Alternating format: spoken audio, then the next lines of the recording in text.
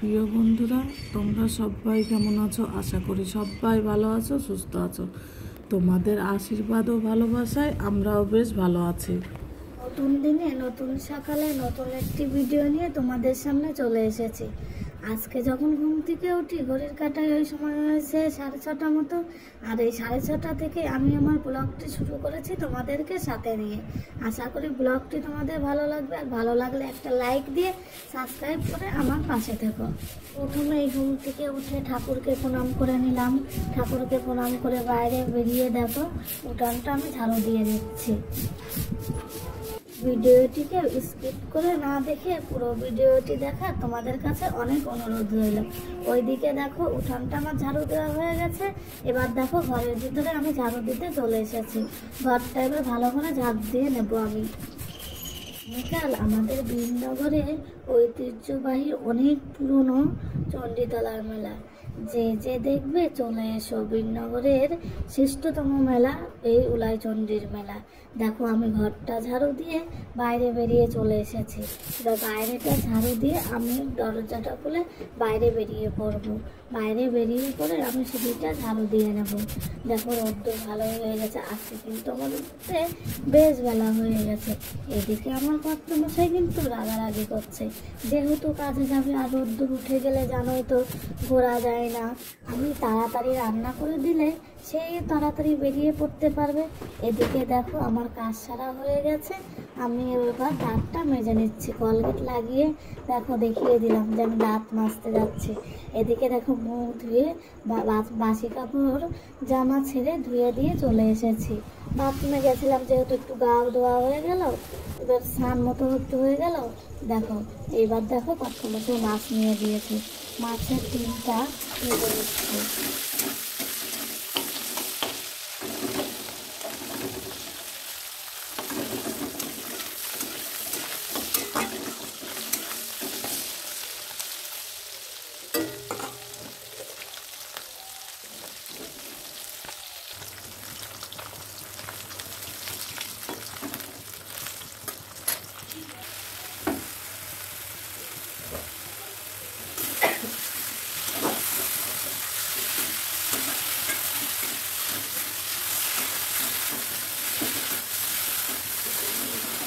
এদিকে দেখো মাছের ডিম আর তেল একসঙ্গে ছিল, সেটা ভেজে তুলে রাখলাম।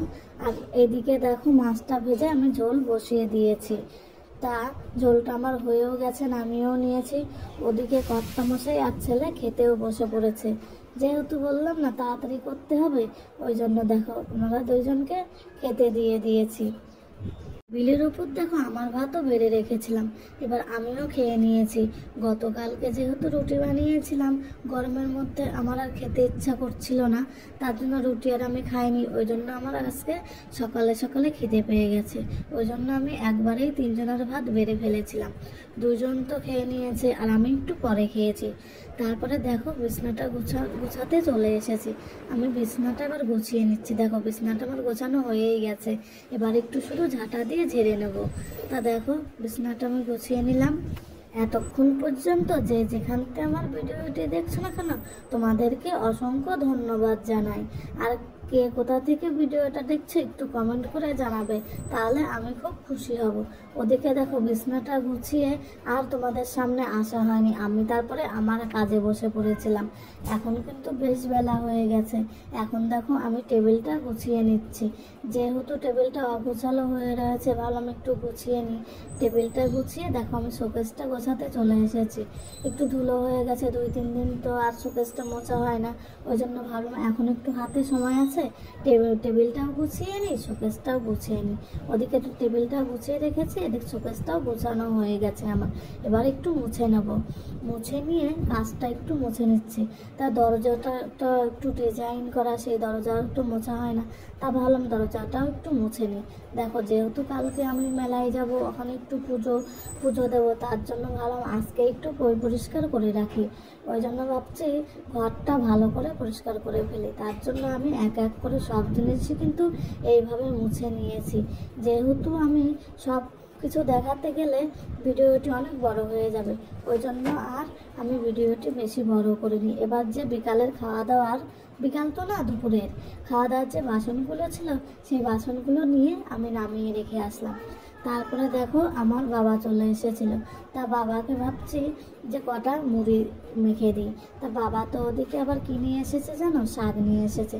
মা বলেছিল তোলা শাক খাবি মাঠের থেকে, তুলে দেবো। আমি বলছি ঠিক আছে তুলে দিও, আমার তোলা শাক খেতে তো ভালোই পছন্দ হয়। ওই জন্য দেখো মা শাক পাঠিয়ে দিয়েছে। সত্যি মা মাই হয়, মা তো বোঝে মেয়ের কষ্ট, তাই না?